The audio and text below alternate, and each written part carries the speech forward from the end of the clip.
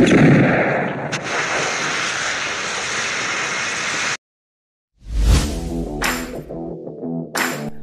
guys, selamat datang kembali kalian di channel IPL. Semoga kabar kalian baik-baik saja. Kali ini kita akan membahas film penjara lagi tentunya.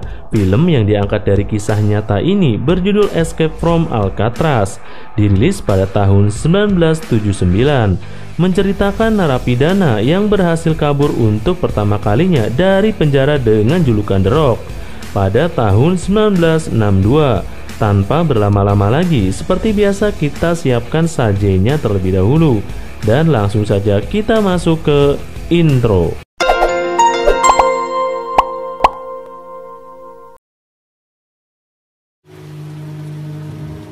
Film diperlihatkan pada aktor utama kita kali ini adalah Frank Lee Morris. Morris merupakan seseorang residivis kepemilikan narkoba hingga perampokan bersenjata. Morris setelah menjalani hukuman di Florida dan Georgia, ia ditangkap kembali setelah melarikan diri dari penjara negara bagian Louisiana. Morris merupakan bagian dari 2% orang yang memiliki kecerdasan superior tes IQ-nya yang mendapatkan angka 133. Ia dikirim ke Alcatraz pada tahun 20 Januari 1960. Alcatraz sendiri merupakan penjara paling ketat di Amerika saat itu. Dihuni oleh tahanan dengan reputasi tahanan bahaya. Kepala penjara mengklaim tak ada yang bisa keluar dari Alcatraz hidup-hidup. Penjara Alcatraz berada di pulau dengan perairan dingin dan arus yang sangat kuat. Jadi daratan terdekat dari pulau itu lebih dari 2 km. Sebelum memasuki sel, seluruh tubuh Morris diperiksa oleh dokter, bahkan pakaiannya pun dilucuti. Pintu utama penjara Alcatraz menggunakan sistem elektrik yang dikontrol dari ruangan khusus. Morris dibawa menuju sel blok B tanpa membawa dan memakai apapun.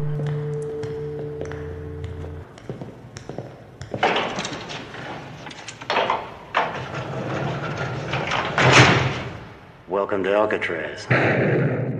Dimulai dari pagi hari, para sipir menghitung napi sebanyak 12 kali dalam sehari. Belum untuk pria kulit hitam dipisahkan dengan blok untuk pria kulit putih. Soal makanan, penjara ini memberikan menu terbaik di antara penjara di dunia. Hal ini dilakukan agar para napi melupakan rencananya untuk kabur dan menikmati sisa hidup di Alcatraz. Di ruang makan, Morris duduk berhadapan dengan Litmus. Dia tampak sangat menikmati sarapannya. Tidak lama, seseorang tahanan bernama Wolf mengintimidasi Morris dengan cara memakan pasta. Itu membuat Morris hilang selera makan. Kemudian Litmus meminta pasta Morris. Namun Litmus tak sendirian, ia bersama tikus kecil yang juga ikut sarapan. Lalu Morris dan Litmus berkenalan. Namun Wolf kembali mengintimidasi Morris. Selesai sarapan, Morris dipanggil oleh kepala penjara. Kepala penjara menjelaskan hak tahanan untuk bicara dan bekerja. Namun informasi terbaru dari dunia luar dilarang dalam penjara tersebut. Tahanan hanya boleh dikunjungi 2 kali dalam sebulan. Ini juga menjelaskan bahwa sudah banyak percobaan melarikan diri, namun berakhir dengan penangkapan kembali atau dibunuh. Tampak catatan IQ superior dalam berkas Morris. Tanpa disadari oleh kepala penjara, satu buah gunting kukunya telah dikantongi oleh Morris. Selanjutnya di kamar mandi penjara, Morris dihampiri oleh Wolf. Kemudian dia menawarkan Morris untuk menjadi pendampingnya. Itu membuat Morris kesal hingga memukulnya dan menyumpal mulutnya dengan sabun.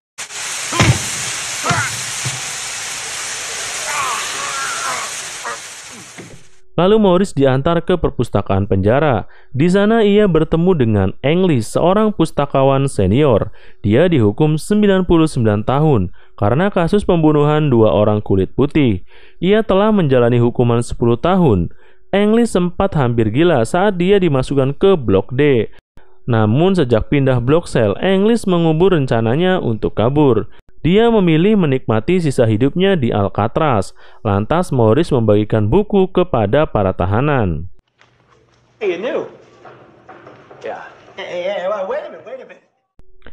Di tempat olahraga, Morris bertemu Doc, tahanan yang hobi melukis. Doc memperingatkan Morris untuk berhati-hati pada Wolf. Lalu Morris menghampiri English. Ternyata English merupakan orang yang sangat dihormati oleh tahanan kulit hitam.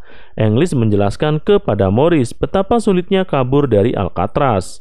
3 besi jeruji memiliki 6 besi kecil yang disatukan ke dalam tabung besi. Belum lagi para sniper yang di atas menara yang akurasi tembakannya selalu dilatih setiap hari. Tiba-tiba bel berbunyi. Mereka pun kembali ke sel masing-masing. Di dalam sel, sipir menawarkan Morris pekerjaan dengan bayaran 15 sen per jam. Di hari berikutnya, Morris tengah berbincang dengan Doc. Tiba-tiba Wolf datang menuju ke arahnya dengan pisau.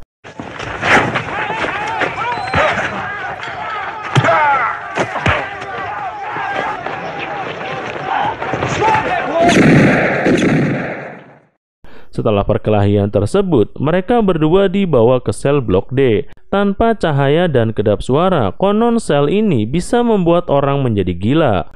Keesokan paginya, sipir membuka pintu dan menyemprot Morris dengan selang pemadam kebakaran. Lalu pintu ditutup.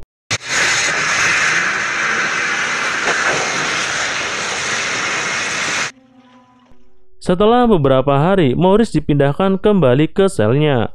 Di dalam sel, Morris dikirimi surat oleh Litmus yang diantar oleh tikusnya. Tidak lama datang seseorang tahanan baru samping sel Morris bernama Charlie Butt. Di lapangan, Charlie berkenalan dengan Litmus dan Doc. Di sisi lain, kepala penjara berkeliling sel lantas ia memeriksa sel milik Doc. Di dalamnya, ia menemukan lukisan dirinya dengan ekspresi sangat licik. Merasa tersinggung dengan lukisan tersebut, kepala penjara mencabut izin Doc untuk melukis. Lalu sipir segera mengeluarkan perlengkapan melukis dari sel milik Doc. Tampak sangat kecewa dengan hal tersebut. Di ruangan kerja penjara, ia memasukkan sesuatu ke dalam kantong pakaian kerja Morris. Lalu ia mengunjungi sipir untuk meminjam kampak. Tak diduga, tampak tersebut digunakan untuk memotong 3 jari tangan kanannya sendiri.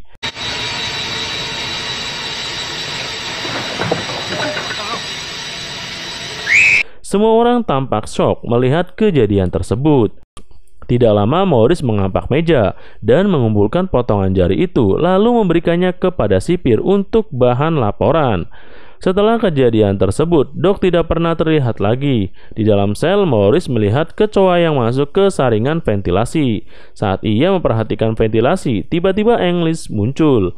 English menjelaskan pada Morris bahwa Doc memotong jarinya karena izin lukisnya dicabut oleh kepala penjara.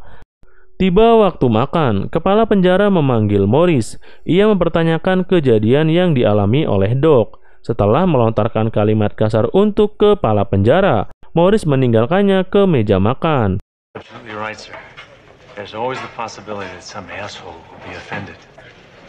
Di sana, ia bertemu Englyn bersaudara, John Englyn dan Clarence Englyn. 2 saudara tersebut dipindahkan ke Alcatraz setelah kabur dari 2 penjara yang berbeda. Mereka berdua tidak pernah berencana untuk tinggal lama di penjara manapun. Pertemuan dengan Englyn bersaudara membuat Morris bersemangat untuk mencari celah. Morris mencungkil sisi tembok ventilasi dengan gunting kuku. Ternyata tembok tersebut telah lunak karena kelembaban yang tinggi di area tersebut. Selanjutnya, Morris dan Charlie sedang berbincang di lapangan. Charlie dipindahkan ke Alcatraz setelah mencuri mobil sipir penjara yang tidak ia sukai. Tidak lama Charlie dijenguk oleh istrinya. Istrinya meminta Charlie sesekali untuk menelponnya. Charlie mengatakan bahwa di penjara tidak boleh menelpon keluar. Ketika sipir memutuskan koneksi telepon, hal itu membuat Charlie kesal dan ingin kabur dari penjara. Di ruang makan, John mengeluhkan makanan dan film jelek yang diputar di penjara ini. Tiba-tiba Morris membocorkan rahasianya. Morris menugaskan John untuk mencuri beberapa jas hujan dan lem untuk membuat rakit dan pelampung. Hal ini telah ia pelajari dari majalah populer mekanik. Tujuan mereka kabur adalah Angel Island, sebuah pulau kecil dekat Alcatraz. Morris menugaskan Charlie untuk berjaga saat ia menggali. Begitupun sebaliknya, lalu mereka semua sepakat dengan rencana tersebut. Selanjutnya Morris menggali dan Charlie mengawasi penjaga. Namun ia menemukan masalah baru. Ternyata tembok sisi dalam ventilasi lebih keras dari sisi luarnya. Gunting kuku yang kecil membuat tangan Morris tersiksa. Di ruang makan, ia menceritakan masalahnya tersebut. Namun tiba-tiba Morris mendapatkan ide. Ia segera mengotori sendoknya dan meminta sendok baru. Sementara John mengalihkan perhatian sipir dengan berpura-pura meminta pekerjaan di bagian dapur. Akordeon pesanan Morris telah sampai. Tidak lama English muncul. Morris bertanya kepada English cara menyatukan logam di dalam sel. Namun English seolah meragukan rencana Morris untuk kabur. Selanjutnya Morris meminta koin pada Litmus dengan menukar 10 kumbang untuk tikusnya. Morris mengikis koin timah tersebut, lalu membakarnya untuk menyatukan gagang sendok dengan pisau gunting kuku. Setelah berhasil, Morris mulai mengikis tembok, namun asap dari pembakaran itu menyebar hingga keluar selnya. Tidak lama sipir pun datang. Sipir mencium bau hangus tersebut. Morris mengatakan bahwa ia tak mencium bau apapun. Setelah sipir pergi, Morris kembali mengikis tembok, namun lagi-lagi ia menemukan masalah baru. Ternyata saringan ventilasi ditanam dengan 4 buah besi ke dalam tembok. Morris membuat pahat dari kayu yang dilapisi logam di ruang kerja penjara untuk masalah tersebut. Namun para napi akan melewati metal detektor sebelum kembali. Akhirnya sipir mengambil alat buatan Morris. Namun kita tahu Morris ber-IQ superior. Ia telah menyembunyikan satu pahat lainnya. Morris menggunakan alat tersebut untuk memotong besi ventilasi. Hari demi hari berganti, Morris, John, Clarence, dan Charlie terus menjalankan rencana mereka. Morris mulai membuat boneka samaran menggunakan bubur kertas dan lem. Charlie memesan alat lukis pada sipir untuk membuat replika ventilasi. Clarence mengambil rambut dari pangkas penjara tempat ia bekerja. Setelah bentuk boneka selesai, Morris mengecatnya dengan warna yang disesuaikan dengan warna kulitnya. Lalu ia menempelkan rambut-rambut yang sesuai dengan rambutnya. Selanjutnya, Morris menyamarkan boneka tersebut di tempat tidur, lalu mengecek jalur pelarian.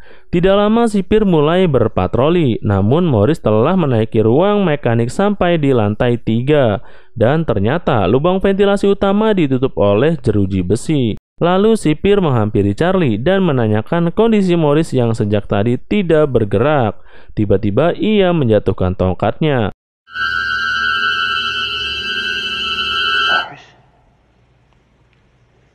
What's up? Mereka membahas progres pelarian di ruang makan. Sejauh ini progres berjalan dengan lancar. Morris dan John memasuki tahap selanjutnya, yaitu membongkar jeruji ventilasi utama. Ternyata itu tidak mudah karena penutup ventilasi direkatkan dengan paku besi. Mereka membutuhkan pipa bor dan senter untuk membongkarnya. Di ruang kesenian, Morris menugaskan Litmus untuk mengambil mata bor dengan imbalan makanan penutupnya. Setelah acara selesai, Morris mengambil kipas angin kecil dari meja. Morris menggunakan motor kipas angin tersebut sebagai bor untuk mengikis paku besi. Morris ditemani John dalam pembongkaran tersebut. Ia melonggarkan jeruji menggunakan pipa lalu mengikis paku besi menggunakan motor kipas angin. Di hari berikutnya, Morris menanyakan progres pembuatan rakit pada John. Ia menargetkan hari Selasa rakit tersebut akan beres. Di hari berikutnya, Morris menaruh bunga di atas meja makan untuk mengenang Doc. Kepala sipir melihat dan meremas bunga tersebut. Hal itu membuat Litmus jengkel, lalu menyebabkannya gagal jantung dan meninggal.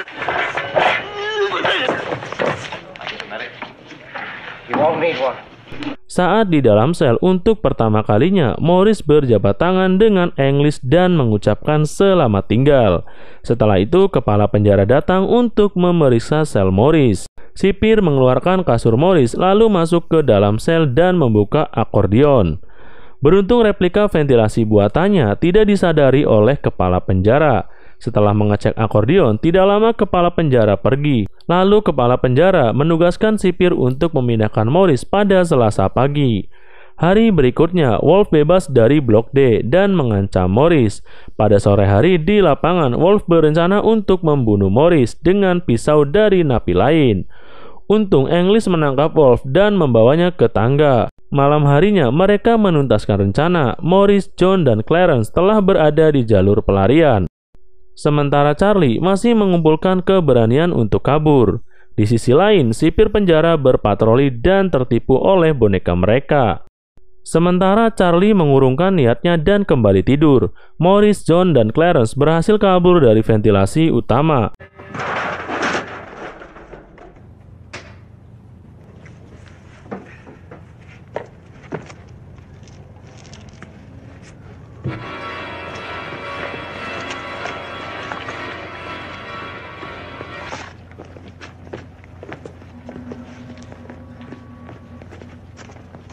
Tiba-tiba Charlie memberanikan diri untuk kabur, namun Charlie menginjak kabel dan berakibat konslet.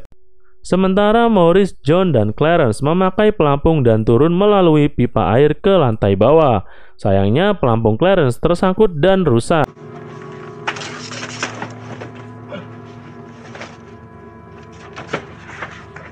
Sementara Charlie melompat-lompat untuk meraih jeruji ventilasi. Di sisi lain, rekannya melewati pagar berkawat dan berlari melewati kebun menuju sisi pulau.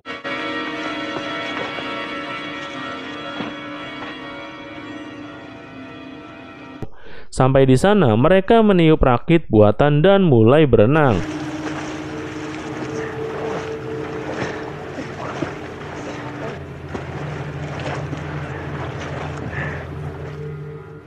Esok paginya sipir patroli dan Charlie sudah kembali ke dalam selnya. Namun saat sipir membangunkan Morris, ia tertipu. I said get up, Morris. Open up 109. God damn it, Morris. I said get up. Jesus Christ. Pencarian besar-besaran dilakukan. Polisi menemukan foto dan buku catatan Clarence bersama potongan pelampung yang rusak. Kepala sipir menemukan bunga krisan di pinggir pulau. Ia percaya bahwa Morris, John, dan Clarence telah mati tenggelam. Nama saya John Anglin. Saya melarikan diri dari Alcatraz pada bulan Juni 1962 dengan saudara saya yang bernama Clarence dan Friendly Morris. Saya berusia 83 tahun dan dalam kondisi yang menderita kanker. Iya, kita semua berhasil malam itu, tetapi nyaris. Frank meninggal pada Oktober 2005. Ia dimakamkan di Alexandria dengan nama lain. Saudaraku meninggal pada tahun 2011. Jika kamu mengumumkan di TV bahwa saya akan dijanjikan untuk pertama kali masuk penjara selama tidak lebih dari 1 tahun dan mendapatkan perawatan medis, saya akan membalas memberitahukan kamu di mana saya berada. John diketahui menderita kanker dan sedang sekarat, tapi tidak memiliki banyak uang untuk berobat. Pengajuannya untuk ditahan ini adalah upaya agar dia bisa mendapatkan perawatan kesehatan gratis yang dibiayai oleh pemerintah.